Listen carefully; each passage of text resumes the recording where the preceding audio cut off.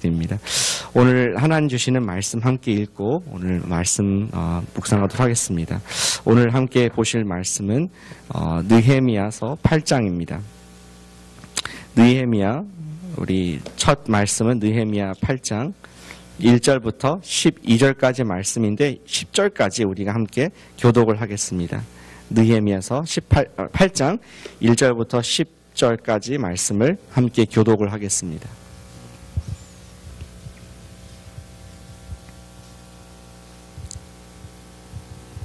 한 절씩 우리 주의 말씀을 읽도록 하겠습니다.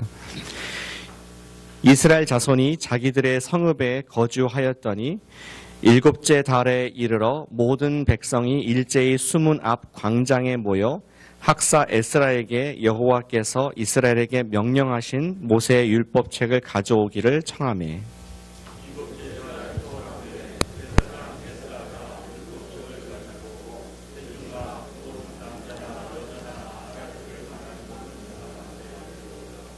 수문 앞 광장에서 새벽부터 정오까지 남자나 여자나 알아들을 만한 모든 사람 앞에서 읽음에 뭇 백성이 그 율법책에 귀를 기울였는데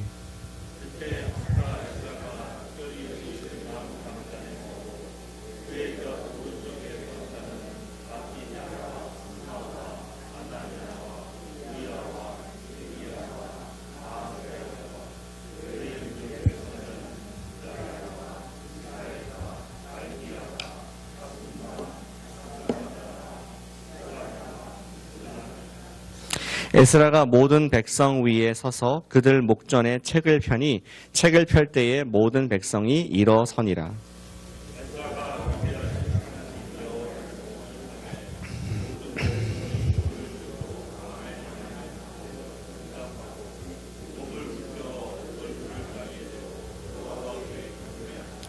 예수아와 바니와 세레바와 야민과 악굽과 사부대와 호디야와 마아세야와 그리다와 아사랴와 요사밧과 하난과 블라야와 레위 사람들은 백성이 제자리에서 제 자리에 서 있는 동안 그들에게 율법을 깨닫게 하였는데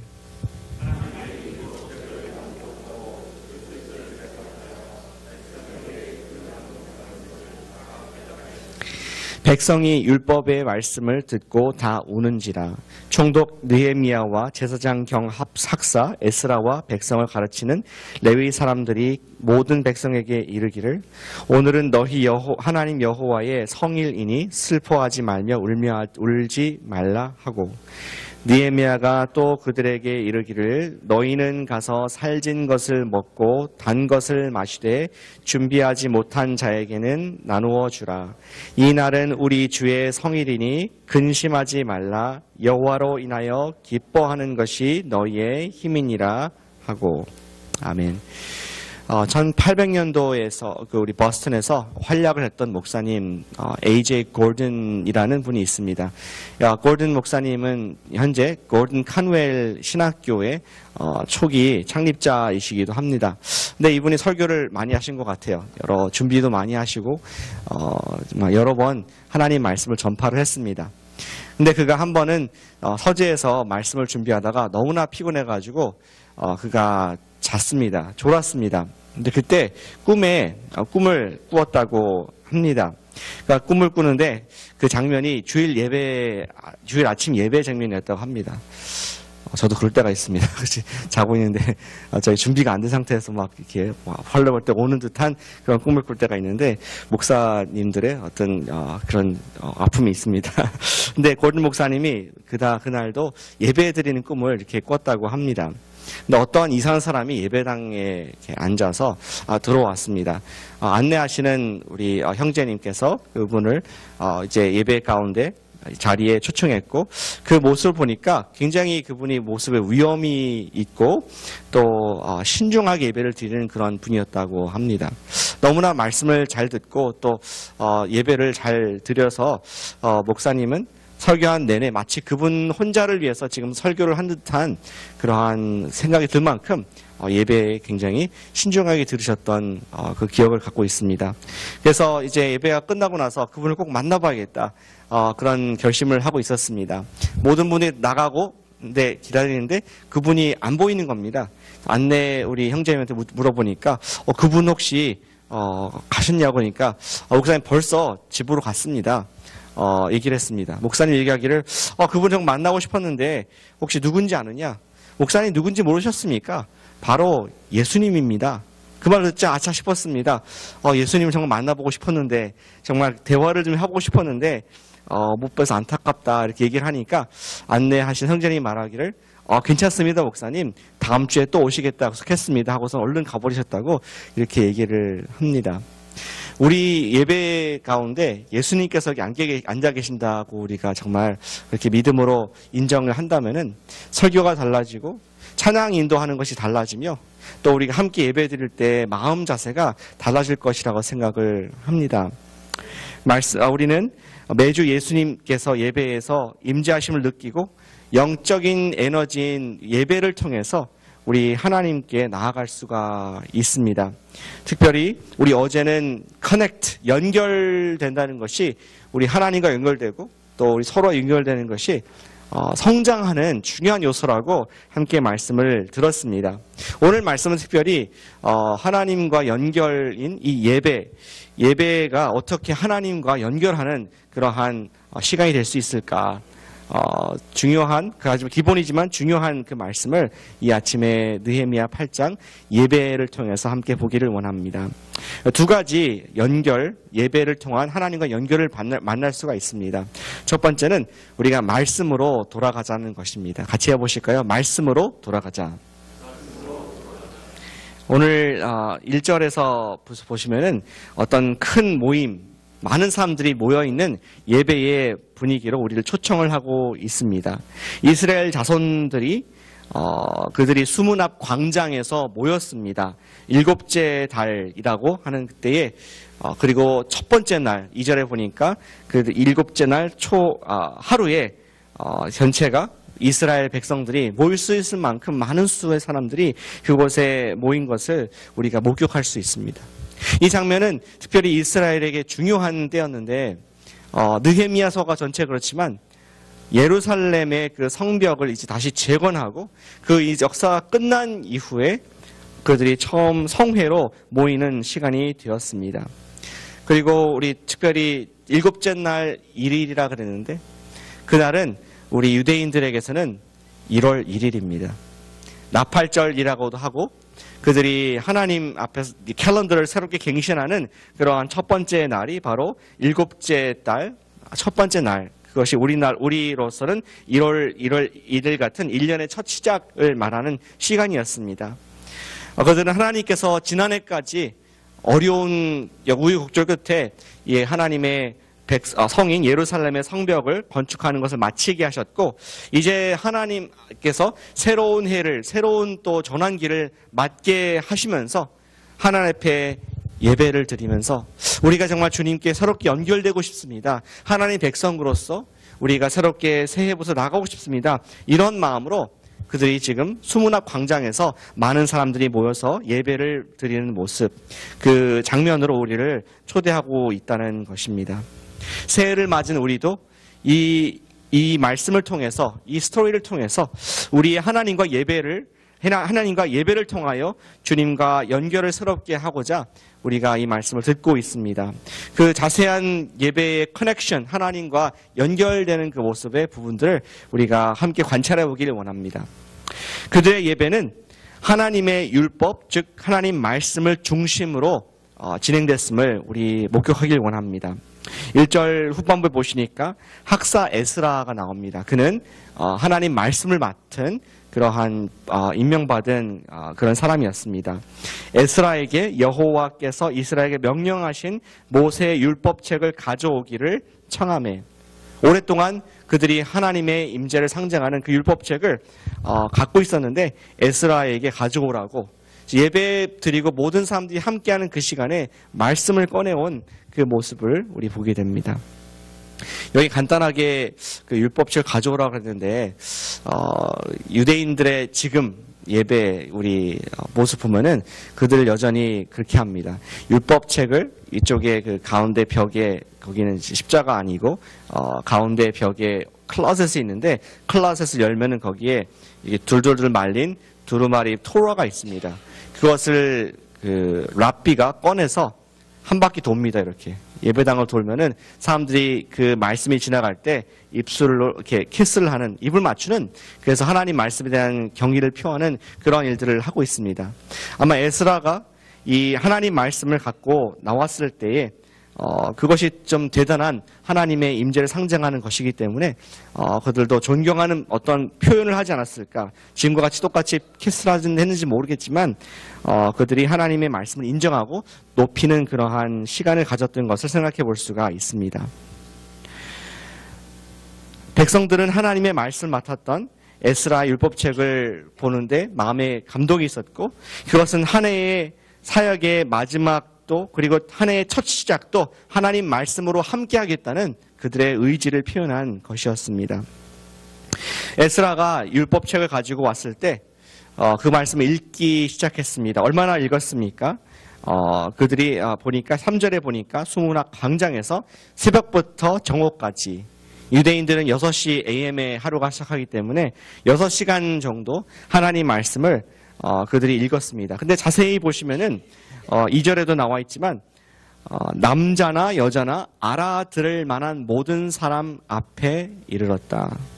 그리고 3절에서도 남자나 여자나 알아들을 만한 모든 사람들 앞에서 읽음에 뭇 백성의 그 율법책에 귀를 기울였는데, 율법책이 어떠한 그 우상 하나님 자체 경배하는 대상이 아니라 그들의 목적은 그것을 말씀을 듣는 것, 그리고 그냥 단순히 거기 앉아서 또는 서 있는 것이죠. 서서 그 자리를 채우는 것이 아니라 하나님의 말씀이 뭐라고 하는지 귀로 이해하는, 알아듣는 것이 그들의 중요한 예배의 목적이었던 것을 우리는 볼 수 있게 됩니다. 그리고 보다 적극적으로 율법의 말씀을 읽고 그들은 듣게 됩니다. 5절에 보시면은 에스라가 모든 백성 위에 서서 그들 목전에 책을 펴니 책을 펼 때 모든 백성이 일어서니라. 하나님 말씀이 나타나자 그들은 적극적으로 예배로서, 형식으로서 하나님 말씀을 대했고, 그리고 그뿐만 아니라 그 백성들이 그 말씀이 선포될 때에 그 백성들이 의미를 알아들을 수 있도록 적극적으로 해설해주는 노력을 7절과 8절에서 만나게 됩니다. 여러분께서 정말 이름들이 좀 어려워서 지금 아침부터 고생하셨는데 7, 8절 보니까 우리 옆에 하나님 말씀이 그 선포되는 옆에 다양한 사람들이 그 말씀을 이해할 수 있도록 해석해주고 설명해주는 그러한 모임으로 예배를 진행하는 것을 보게 됩니다. 적극적으로 그 의미를 이해하도록 도와주었습니다. 그것을 돕기 위해서 성경 교사들을 여럿이 격려하고 또 설명해주는 그런 모습을 우리는 예배의 시간에 발견하게 된다는 것이죠. 한번 이 모든 것을 마음속에 한번 담아서 이해해 보시길 바랍니다. 특별히 성전 건축이 끝난, 완전히 이루어진 이후에 말씀으로 돌아간 것은 특별한 의미가 그들에게 있었습니다. 왜냐하면은 성전 건축에 대한 처음 비전을 가졌던 사람이 누구입니까? 이 책의 이름의 저자인 느헤미야였습니다. 근데 그가 어떻게, 왜 이 성전 비전을, 성벽 건축에 대한 비전을 갖게 됐습니까? 그러한 소망을 갖고 4개월 동안 금식 기도할 수 있던 그 시작이 무엇이었습니까? 그것은 다름 아닌 하나님 말씀의 약속을 그가 읽었고 기억했을 때 그것을 바탕으로 기도를 하기 시작했다는 것을 우리가 주목해 보길 원합니다.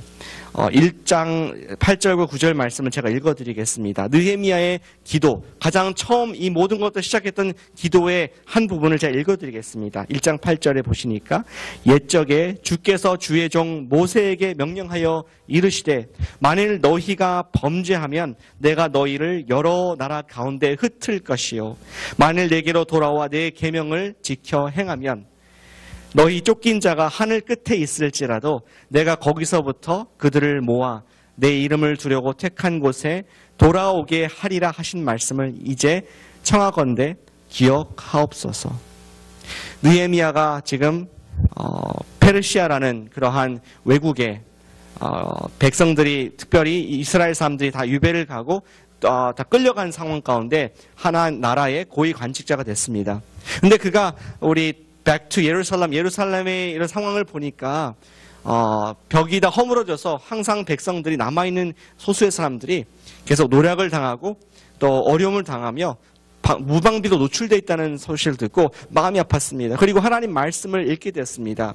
하나님, 우리가 비록 범죄했지만 우리 신명기에 29장과 30장에 보니까 우리가 주께 회개하고 돌아오면은 주께서 땅 끝에 있을지라도 우리를 다 모아서 긁어모아서 다시 회복시켜 주신다 약속하지 않으셨습니까?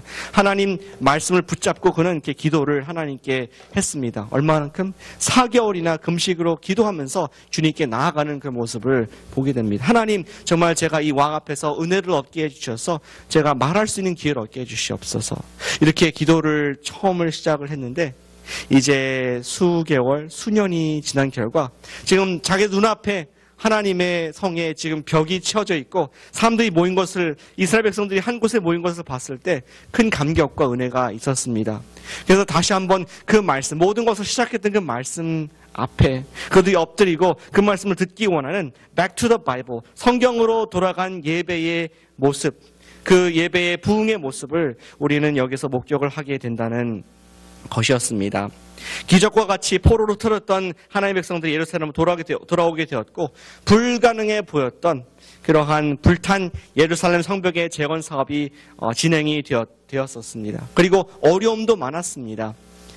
우리가 쭉 읽어보시면은 우리 이스라엘 백성들이 한 손에는 연장을 가지고 어쩌면 삽이나 곡괭이를 가지고 건축하는 일을 했고 또 다른 손에는 칼을 들거나 차거나 하면서 계속 불안한 가운데 누가 침략하지 않을까 위협 속에서 어려운 일들을 그들은 마치게 되었던 것이죠. 감격이 있었습니다.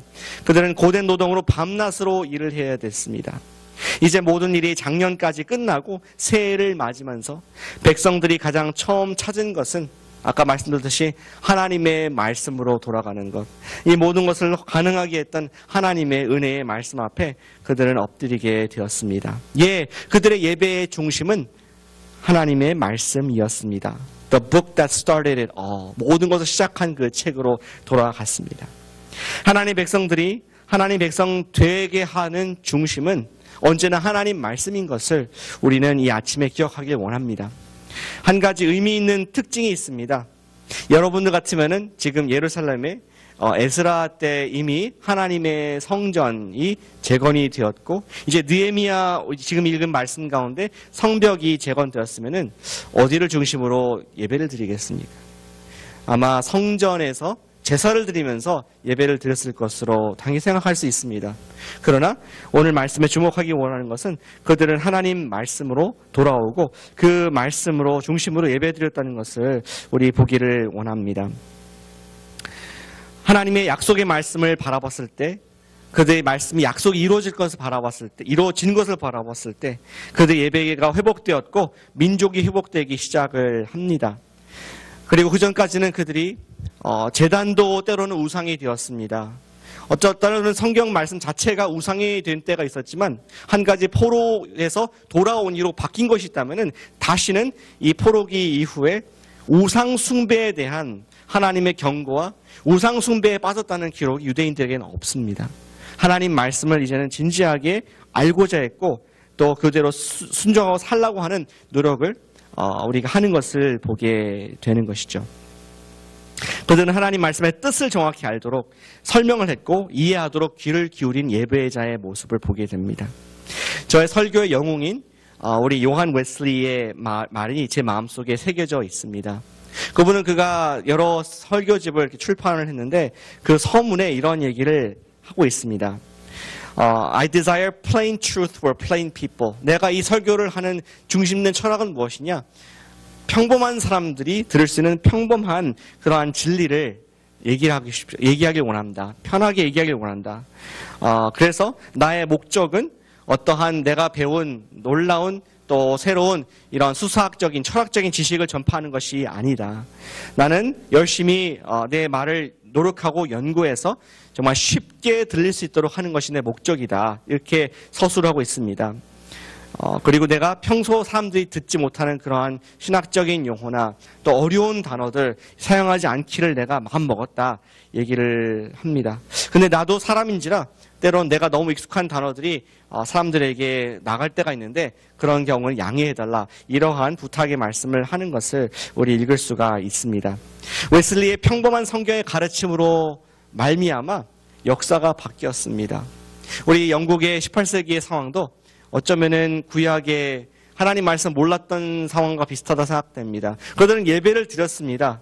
그들은 제사를 매주 드리고 그들은 하나님 앞에 나아오긴 했습니다. 거기에 함께 앉아 있었고 헌금도 하고 자신의 일들을 주님께 헌신도 했지만 정말 앞에서 말하는 것이 무슨 뜻인가 알지 못하는 가운데 있었을 때 하나님과 자기는 전혀 관계없는 사람으로 살아간 영국의 역사를 보게 됩니다. 그러나 웨슬리가 하나님 말씀을 평범한 말로써 이해할 수 있도록 그리고 적용할 수 있도록 설명을 하고 그것이 마음의 은혜가 되었을 때 그들은 변화되기 시작했습니다. 웨슬리의 말씀 부흥 운동 이후에 영국이 노예 제도를 가장 먼저 법적으로 없애는 첫 번째 국가가 된 것도 바로 이 말씀이 평민들에게 일반 사람들에게 우리들에게 이해가 되고 은혜가 되고 도전되었기 때문에 사람들이 순종하고 변화된 한 역사의 모습을 우리는 보게 되는 것이죠. 실제적인 사회적인 변화가 있고 하나님 말씀과 커넥트가 되었을 때 연결되었을 때 예배의 커넥트가 되고 하나님과의 만남이 이루어진 것을 우리는 보게 됩니다. 우리 새해의 첫 시간에 마음으로 또 다짐하고 주님께 기도하고 올려드리는 원하는 것은 새해에는 더욱더 말씀의 사람이 되기를 축복합니다. 우리 같이 해보실까요? 말씀의 사람이 되자. 말씀으로 돌아가고 말씀의 사람이 되기를 원합니다. 하나님의 말씀의 의미를 가르치고 힘쓰는 우리가 되기를 소원합니다. 하나님 말씀의 의미를 알기를 힘쓰는 우리가 되기를 간절히 기도합니다. 그것이 뭐냐면은 에스라 우리 느헤미야가 한 것처럼 우리의 삶의 힘이 되기 때문에 그렇습니다. 느헤미야 시대에 하나님 말씀이 회복되자 백성들은 어려운 이웃들을 돌아보며 사회의 악을 제거하는 힘과 에너지를 얻게 됐습니다. 우리 9절과 아까 10절 읽으셨죠? 거기 보니까 살진 것을 먹고 준비하지 못한 자에게는 나누어 줄 것을 명령합니다. 여호와로 인하여 기뻐하는 것이 너의 힘이다. 이제는 그 말씀을 알아들었으니까 말씀대로 살라. 그것이 기쁨이 될 것이다. 우리가 남에게 선을 행하고 사랑할 수 있는 에너지를 줄 것이다. 이러한 비전과 축복을 우리 느헤미야가 나누게 됩니다.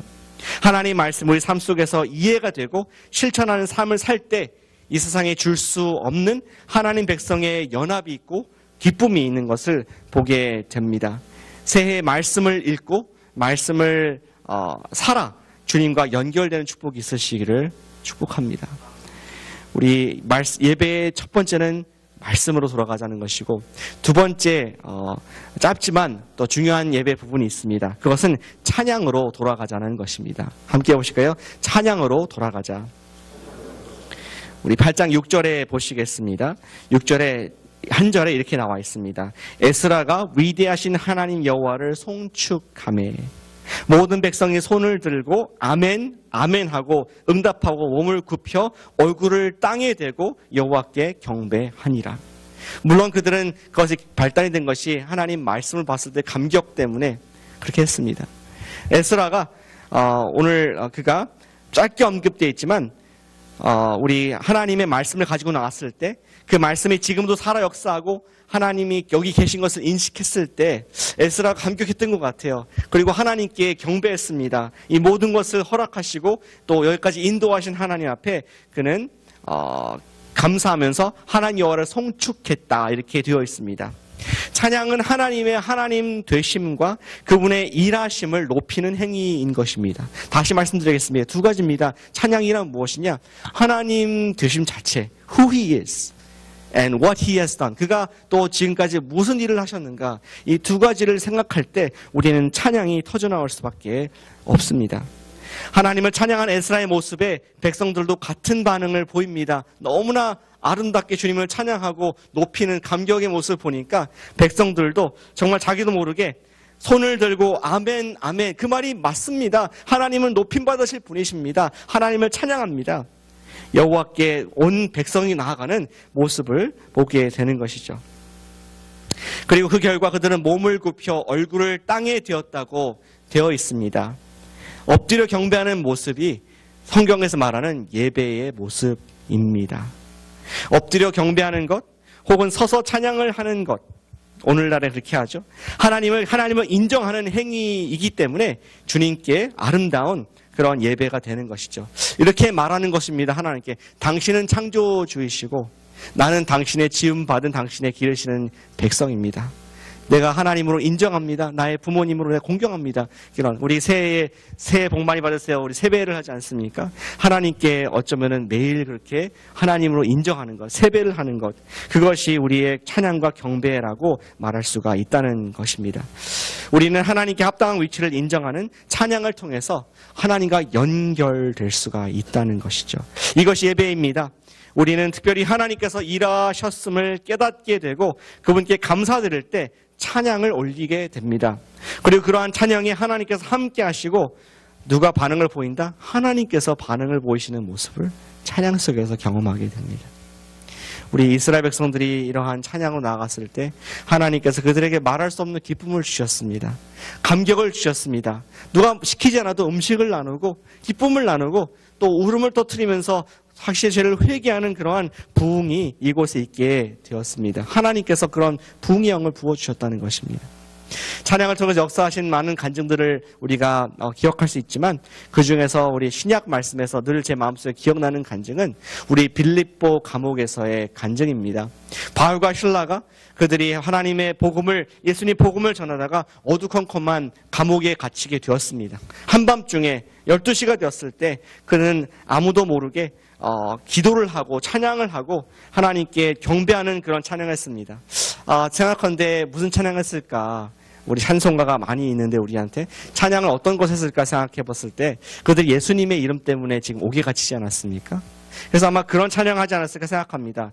예수 이름 찬양, 예수 이름 찬양, 내 반석, 나의 산성, 나의 구원자 주 의지하리, 예수 이름 찬양.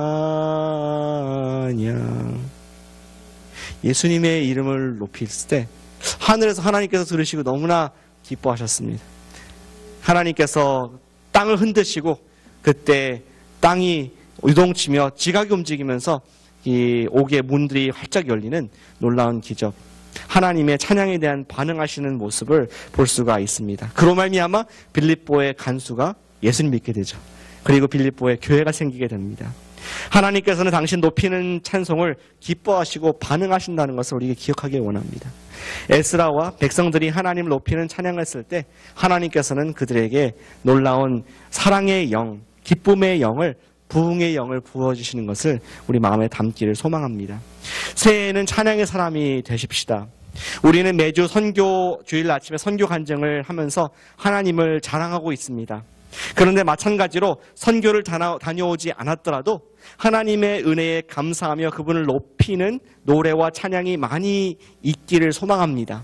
그냥 기뻐서 헌금 찬송을 하기도 할 수 있고 너무 감격해서 특송을 할 수도 있으며 주님이 그냥 좋아서 자유롭게 어디에서나 찬양하는 그러한 모습, 그러한 것이 바로 우리 교회가 되기를 저는 기도합니다. 그러할 때 하나님의 마음을 기쁘시게 하며 하나님께 임재하시는 곳이 될 줄로 믿습니다. 특별히 혼자 있을 때도 찬양을 해보시길 바랍니다. 제 아내가 좀 많이 그렇게 하는데 찬양을 많이 합니다.